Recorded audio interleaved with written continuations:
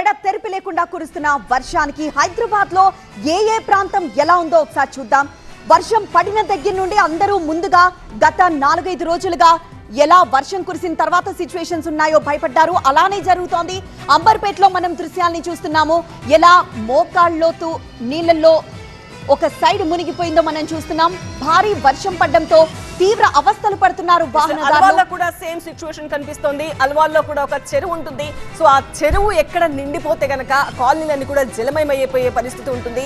ఇప్పుడు కొద్దిసేపే జస్ట్ ఒక 1-2 గంటల నుంచే వర్షం పడుతుంది, కానీ భారీ స్థాయిలో వర్షం పడుతుంది కాబట్టి అలా ఉంది పరిస్థితి. ఎగ్జాక్ట్లీ ఎల్బీ నగర్ పరిస్థితి చూస్తున్నాము. మొన్న కురిసిన వర్షానికి కూడా ఎల్బీ నగర్ లో భారీగా వర్షపాతం నమోదైంది.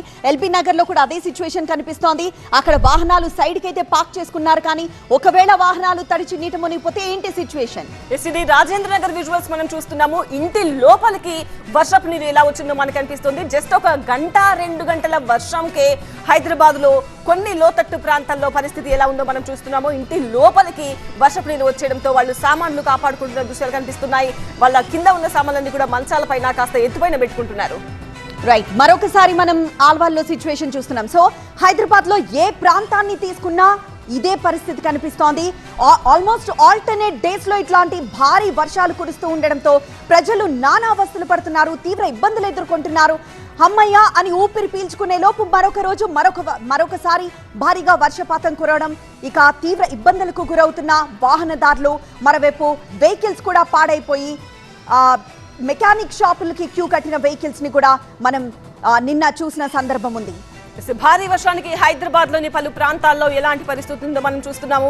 హైదరాబాద్ లోని ఎల్బీ నగర్ లో రోడ్లపైకి నీరు ప్రవహిస్తూ ఉంది. దీంతో అక్కడ నిర్మానుష్యంగా కనిపిస్తుంది ఆ ఏరియా అంతా కూడా. నెక్స్ట్ అల్వాల్లో కూడా సేమ్ సిచ్యువేషన్ కనిపిస్తోంది. రోడ్ల పైన వర్షపు నీరు చేరుతోంది. ఇటు కింద నుంచి వర్షపు నీరు, పైనుంచి భారీగా వర్షం. ఇదే వర్షం ఇంకా కొన్ని గంటల పాటు కొనసాగితే కనుక పరిస్థితి ఎలా ఉంటుందో అంటూ ప్రజలు భయపడుతున్న పరిస్థితి కనిపిస్తోంది. అంబర్పేటలో కూడా సేమ్ సిచ్యువేషన్ కనిపిస్తోంది. అందరూ ఇళ్లకు వెళ్తున్నారు ఆఫీస్ ముగించుకొని. విపరీతమైన వర్షంతో 2 వీలర్స్ అయితే ఎక్కడికెక్కడ ఆగిపోయిన పరిస్థితి కనిపిస్తుంది. నెక్స్ట్ రాజేంద్ర నగర్ విజువల్స్ చూస్తున్నాం. అక్కడ ఇంటి లోపలికి వరద నీరు వచ్చేయడంతో వాళ్ళు సామాన్లు కాపాడుకోవడానికి కాస్త ఎత్తు మీద పెట్టుకుంటున్నారు. ఇంట్లో ఉన్న ఆ వస్తువులన్నీ కూడా మామూలుగా రోడ్డు పైన వరద నీరు వస్తేనే ఇబ్బంది పడతారు జనం.